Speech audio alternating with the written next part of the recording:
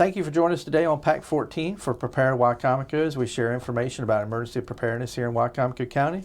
We have David Shipley, our Emergency Services Director, joining us today to talk about our September National Preparedness Month. David, thanks for taking time out of your schedule to join us today. Always prepared to give some information to our citizens. So this year's theme for National Preparedness Month is? Prepared, not scared. Be ready for disasters.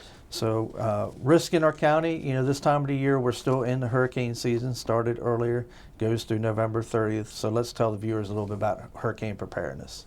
Yes, one of the things I'd like to talk to today is about hurricane preparedness. The most important thing is to have your emergency supply kit, which you've heard us share on other stories here on this program, is that emergency supply kit should have food, enough food for every member of the family or everybody that's going to be with you for at least 3 days, and it should be non-perishable.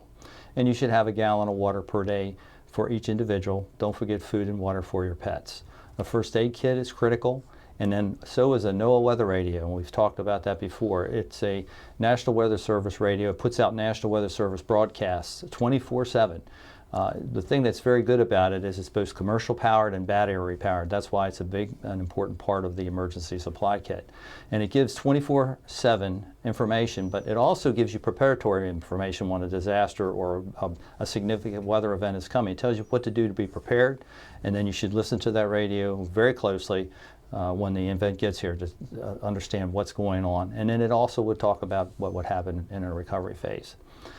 The other important thing about it is where are you going to get your information in addition to the NOAA weather radio that I mentioned. You should pre-identify a local news outlet that you're going to use. If your preference is a TV station, that's where you should go and listen. If it's a radio station, go there and listen, because we, the authorities, will be pushing out a great deal of information about what to do, what not to do, and what to prepare for.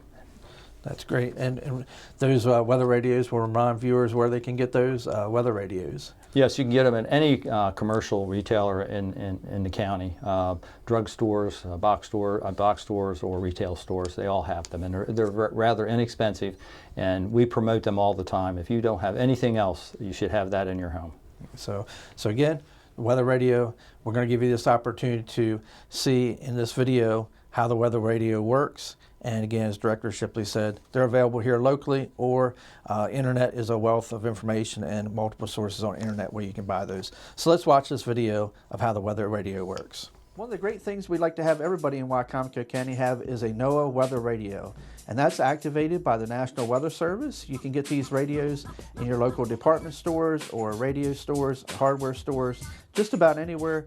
That's a local store is going to have the weather radios, and they're easy to program, but they're very important. Again, activated by the National Weather Service. That's going to give you weather, warnings, and watches. As you know, on the Eastern Shore, the weather changes very quickly. This weather radio is going to alert you to watches and warnings and allow you to protect yourself, give you time to take personal protective measures. So it's important, again, that all businesses and residents have a weather radio. For additional emergency information, you can look at our county website, www.wicomicocounty.org. Select departments, Department of Emergency Services, and you'll find great information about emergency preparedness.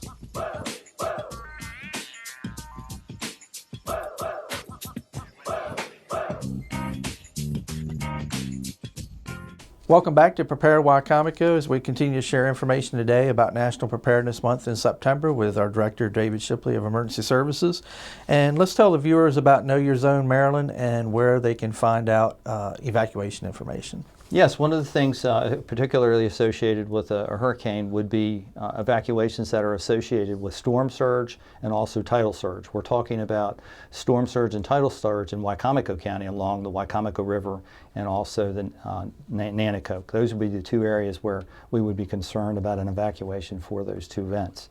You can go to MD Know Your Zone, MD.com, to find out whether you live in an evacuation zone. We have 3 of those in the county, so you should go there ahead of time. Right now, you can go to that website, knowyourzonemd.com, or you can go to our website, which is www.wicomicocounty.org/ES. You can go there also to find out. You put your address in, and it will tell you if you're in one of 3 evacuation zones we have already predetermined as far as running from the water, as they say, that are associated in Wicomico County.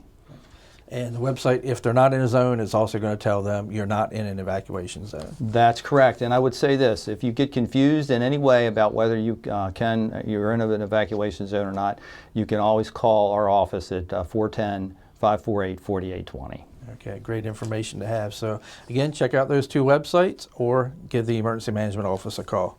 So if we do let the public know to evacuate, what should they expect of our shelters and what should they be planning to do for local evacuation? Yes, the comments I'll make are for a local evacuation, which generally would involve those people that are exposed to the storm surge and tidal flooding in general. Okay, so that doesn't mean that we wouldn't have evacuations in other areas for something, but that's generally what it would be. But if you are, live in one of those zones, you should predetermine ahead of time, where am I going to go if the authorities say that I should? We recommend that you should always consider friends and family out of the evacuation area, which would be in our local community here. You can also go to hotels and motels.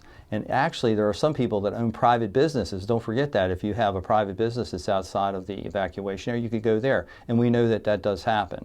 But we will have a shelter, a public shelter. We consider that to be a shelter of last resort. We would like you to go to those other locations if you can. And you should know that our shelter is a pet accommodating. And that information would be pushed out with all the emergency preparedness information, how to respond and react, that we, the authorities, would be putting out.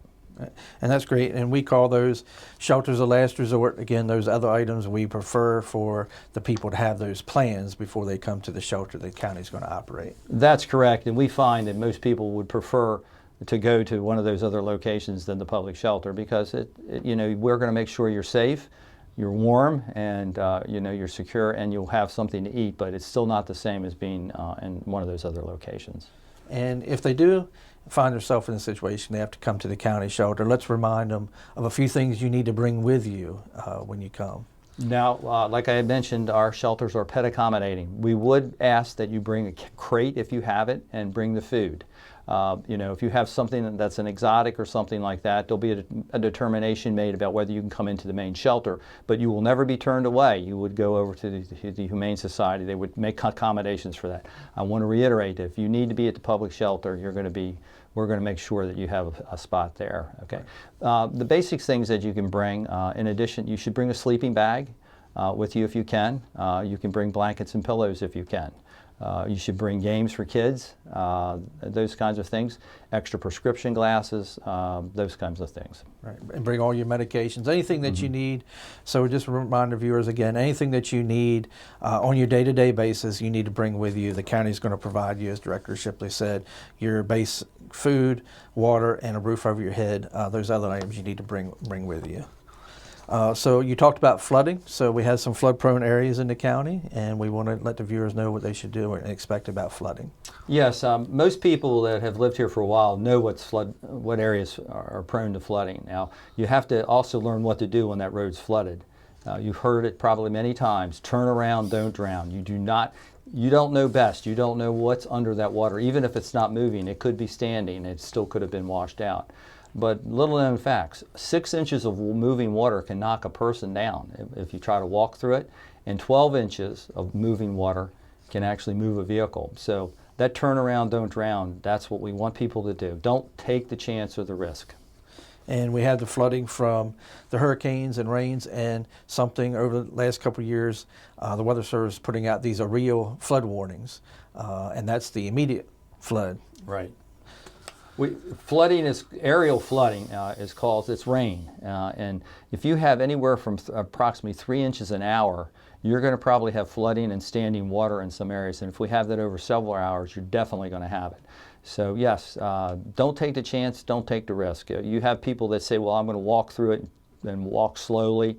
You just don't know how deep the water is. And if you do go down, there's not going to be anybody immediately there to potentially help you or rescue you. Yep. So that's, again, another point to drive home is that weather radio, so you get these aerial flood warnings. So when we have that potential and devastating rain all at one time, the people know to get ready for that. Well, and I should mention about the no weather radio also, you don't have to have it on all the time technically, but if you hear through the news media or you hear tonight that tomorrow there's going to be thunderstorms and things like that, put turn it on and you can program it specifically to Wicomico County by going to our website. There's information on our website that I mentioned that has the specifics about it. That's great. And we talked about thunderstorms. That's another severe event that we have here in the county, especially spring and fall, and spawn up thunderstorms after hurricanes. Well, yes, and there's two things that are also associated with thunderstorms, and I'd like to mention lightning and also tornadoes. Lightning often accompanies a thunderstorm. Now, if you hear a thunderstorm, we have a saying, when thunder roars, go indoors, okay? Get inside, go into a structure if you can. And that'll also protect you from the lightning that may be associated with the storm. Lightning can occur up to 10 miles plus away from where you hear the thunderstorm, so it is dangerous. The other thing that often accompanies thunderstorms, it's not all the time, but tornadoes can be spawned as the thunderstorms pass, at the trailing edge of the storm. And tornadoes are very dangerous. They're nature's most violent storm, and they come upon you in a matter of minutes and even seconds they can be spawned. What you can do is, if you have a thunderstorm, be aware. You don't have to have a thunderstorm to have a tornado, but be cognizant of that fact. And how do you know if you're having one? You can hear people talk about the freight train rolling. That's true. You can see debris funnel up in the sky. The sky has a grayish, greenish tint sometimes to it. Okay, but what you need to do when you think that's happening, you need to go inside as quickly as possible. That's why if you go in for lightning and thunderstorms, you're also protecting yourself from a possible tornado that would occur. Okay, you go into the dwelling, you go to the basement if there is one, get under a table, put things on top of you. There's a position that you can do where you lean over and put it over your hands over top of your head. But if you don't do that, what you need to do up on the first floor of your home, and if you're on the second floor, get down off of the second floor. Don't stay there if you can avoid it. You go to the most centrally located room in your building, which means you're putting as many walls between you and the outside of the building, because that's what a tornado is going to, the projectiles and things, that's what's going to safeguard you. And you may hear people that have told stories about getting in the bathtub. There is nothing wrong with that. Get in the bathtub, and if you have something that you can put over top of you, go ahead and do it. You're trying to put as many walls between you and the outside as you can to protect you. Yep. And like you said, they can get that mattress off that bed, their adult mattress or a child's mattress, something to pull over top of you to protect you from debris, the blowing around debris. And if they're caught driving down the road in a vehicle, what should they do then? If you're caught down in a tornado, you need to exit that vehicle and get as low as possible. If there's a ditch, lay in that ditch. But you want to lay on the ground and make yourself as less prone to flying debris. That's going to be part of it. And that's really the only thing you can do. But get out of the vehicle. Don't ever, ever try to outrun a tornado in a vehicle. They can go up to 300 miles per hour as far as the winds that are associated with it. And they can move at 60, 70 miles an hour down the road. So all very good advice about tornadoes, and we've talked about this before. Let's remind the viewers about our outdoor warning sirens and what we would do in the county if we get enough notice at the 911 Emergency Services Office for a tornado. What would we do with our sirens? Time is of essence in this, and we have empowered our people in our 911 center, the supervisors there, that when there's a tornado warning issued by the National Weather Service, they have the authority to set off one or all of 17 sirens that are in the county. And what I mean by that is a tornado warning could be for a specific area of the county. They will set off those sirens in that area. The same thing is if it was the whole county, they could set it off. But I really want to reinforce that time is urgent, and we have given them that authority to do that. Now, when you hear that siren, which is tested the first Monday of every month at 6:30 p.m., you're going to hear a 10-second blast. We utilize the sirens at the fire stations and some other locations that we maintain. So you'll hear that, but the difference in the siren that you're going to hear, and it will be a 2-minute blast. It will be a 2-minute sustained blast. Sustained. It's not the same thing that you hear coming from fire stations where you have high, low, wobble, something like that. This will be a 2-minute sustained blast. And if you hear that, you need to go immediately inside and tune to the news station to find out what's going on. We ask that you do not call 911. We do not want to get flooded with calls for that. Go inside, and if there is a tornado that's in our area or tornado warning, news media will be covering it, and you can find out what's going on. And stay there till you find out what's happened. And we position those sirens in the county to do the best we can to alert. We've used the fire stations to get a geographic spread, but we've also started reminding the viewers that this is an outside warning device, not always made to be able to hear inside the home. That's correct, and I'm glad you mentioned that. It is an outdoor warning system. So it's telling you if you're outdoors to get inside. So hopefully if you were inside, you had your TV on or something like that, there'll be probably an alert that will go across the TV and the radios that will be telling you under hurricane, not under hurricane, but a tornado warning. So great information. So we're going to play this video now so you can have an opportunity to hear what Director Shipley is saying about how the siren sounds, and it differentiates between how the fire service uses their fire siren.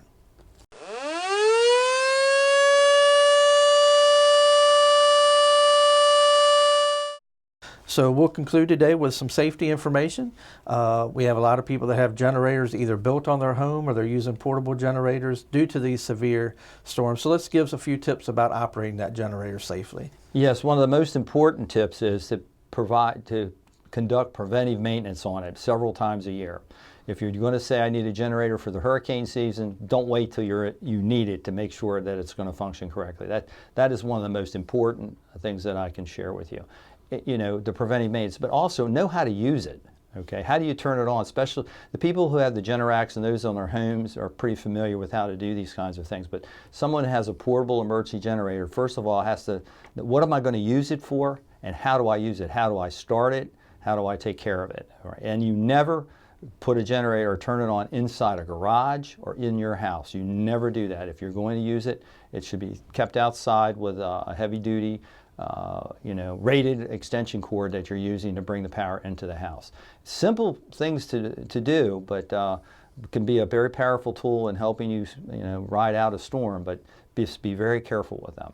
Yeah, so you should definitely have a carbon monoxide detector around somewhere if they're going to use this, even indoor or outdoor, so that fumes doesn't come back in through natural wind current, or if somebody's turned a fan or something on. So a carbon monoxide detector would be certainly beneficial. Yeah, absolutely, it would be.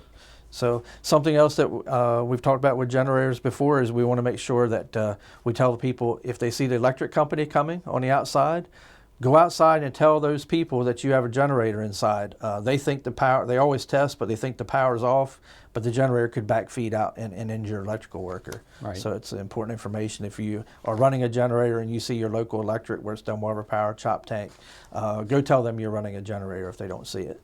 That's good advice.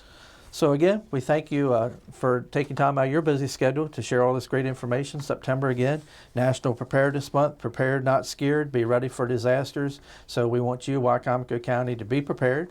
Thanks again for taking your time on PAC 14 to join us. Go to that website, wicomicocounty.org/ES, or the Wicomico DES Facebook page to get more information. And thank you again for taking your time out of your day to join us here on PAC 14.